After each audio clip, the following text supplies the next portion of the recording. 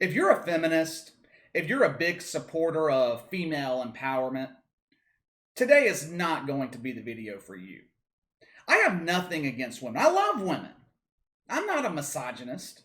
What I am is a realist, a pragmatist, if you will. This channel is centered around football and basketball, mostly the NFL and the NBA. But one thing you never hear me talk about is the WNBA. There's a reason for that. No one gives a damn about the WNBA.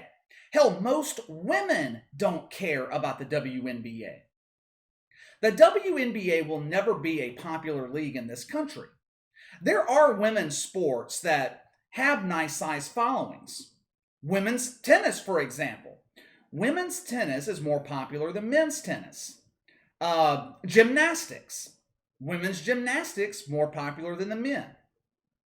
But when it comes to traditional sports, there will never be a women's league that is on par with the men. Why? Because we watch sports to see the best of the best compete. And when you compare something like the NBA to the WNBA, there's just no comparison. Let's be real. The WNBA is boring. It is boring. Have you ever tried to watch it? My guess is the answer is no. The WNBA runs from July to October. Most of their season, they are running unopposed. The only league they have to compete with is Major League Baseball. Yet, they still cannot draw an audience. The reason I bring all this up today, there has been a lot of talk recently about women being paid at the same level as men in sports. We just talked about this yesterday with Megan Rapinoe. The same conversations are happening in the WNBA. Now, to be fair, WNBA players aren't looking for the same salaries as NBA players. However, they do want the same revenue share that NBA players receive. They want the same percentage. Now, on the surface, that seems like a valid point, a fair argument. But when you really dig a bit deeper into this, something that wokers never do, you'll find that WNBA players are just fortunate to receive the salaries they're getting to begin with. Not only that, you can make a strong argument that the WNBA should just cease to exist altogether. That's what we're going to do today. I'm going to show you why the WNBA players don't deserve the same revenue share that NBA players get. And I'm also going to tell you why the WNBA should just cease to exist. The league should be shut down. I don't bring this up because I have something against the WNBA. I might not like their woke politics. I might not like the product on the court. I definitely don't like the woke politics. Believe it or not, the WNBA is more woke than the NBA. The reason I say the WNBA should cease to exist is because it's bad business. The WNBA has been in existence for around 25 years. On average, the league loses around $10 million every year.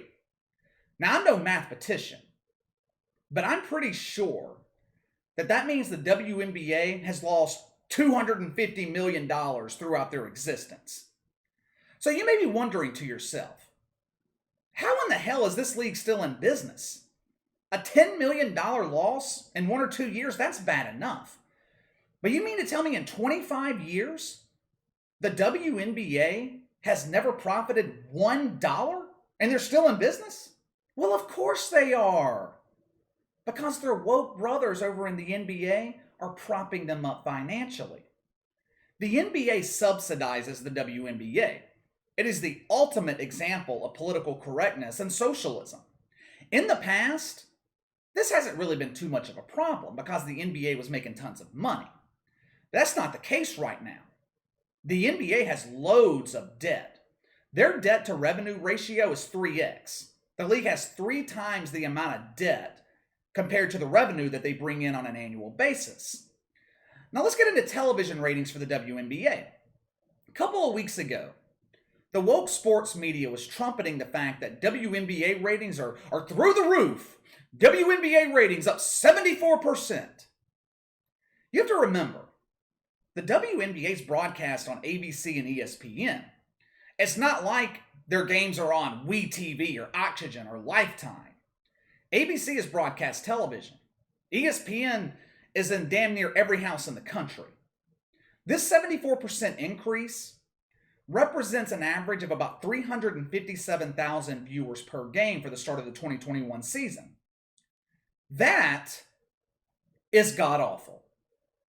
I would argue the fact that the WNBA's woke politics have driven away their audience like it did in the NBA. But the WNBA, they didn't have an audience to drive away to begin with. You can't drive away nothing. Another way sports leagues make money is attendance, live attendance. Television deals obviously are the biggest revenue driver, but live attendance is big money as well for team owners.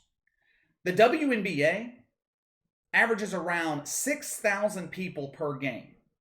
Their arenas aren't even at half capacity. Kelsey Plum is one of the so-called superstars in the WNBA. Superstar. Have you ever heard of her? I didn't think so. Back in April, she was talking about the unfair compensation that WNBA players are receiving. I actually made a mistake in yesterday's video. One of you guys corrected me. I appreciate that. Yesterday, I said that the average WNBA player makes around $220,000 a year.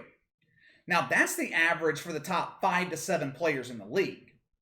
The average salary in the WNBA is between $75,000 and $100,000 a year.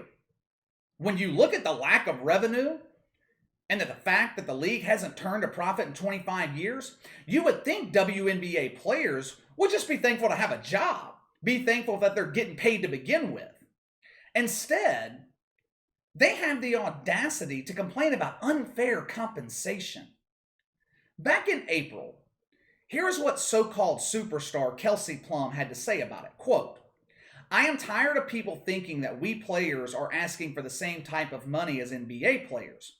We are asking for the same percentage of revenue shared with our CBA. NBA players receive around 50% of shared revenue within their league, whereas we receive around 20%, end quote. You know why NBA players receive 50% of the revenue? Because they make the NBA money. They make the owners money.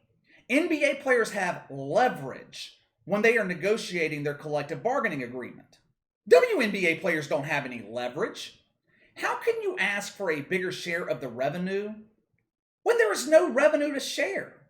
There aren't any profits to share in the WNBA. Sure, take a bigger cut of nothing. You take away the funding that the NBA gives them every year, and the WNBA ceases to exist. Just like Kelsey Plum is tired of people thinking that they want equal money to NBA players, I'm tired of them complaining about unfair compensation. I call a 6-figure job in a business that hasn't made money in 25 years more than fair compensation. The median income in the United States is around $34,000 a year. Now, these are people working for businesses that actually make a profit.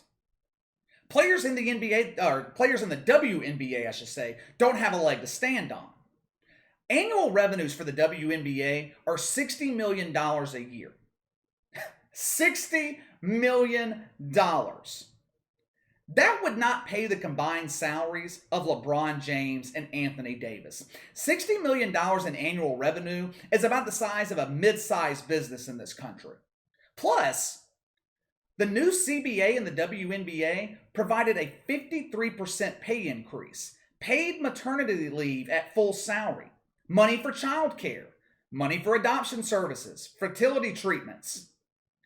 Now you tell me, another business in America that has lost money every year of its existence, 25 years they've been losing money, and they gave their employees a pay raise and extra benefits. Name one company that has done that. There isn't one. And these WNBA players have the audacity to complain about unfair compensation? The WNBA's problem is simple economics, simple supply and demand. They don't create enough interest in their product to create demand. Therefore, no one is watching. No one cares. Diana Taurasi, I think I'm saying her name right, I don't know. She is supposedly one of the most popular players in the history of the WNBA. And I use that term popular very loosely. She is called the Michael Jordan of the WNBA. And if I had to guess, none of you guys have ever heard of her. That's my point. If the WNBA went out of business today, it wouldn't make a blip on the national radar. Oh, it would be headline news in the woke sports media. They would destroy the NBA for not taking care of their women counterparts and continuing to finance the league. But no one else would care. No one would care. From a business standpoint, there is absolutely no reason for the WNBA to exist. And if they were operating in the real business world, where they weren't being subsidized by the politically correct NBA, the WNBA would cease to exist. All right, do any of you guys watch the WNBA? If they went out of business today, if they ceased to exist, would you care?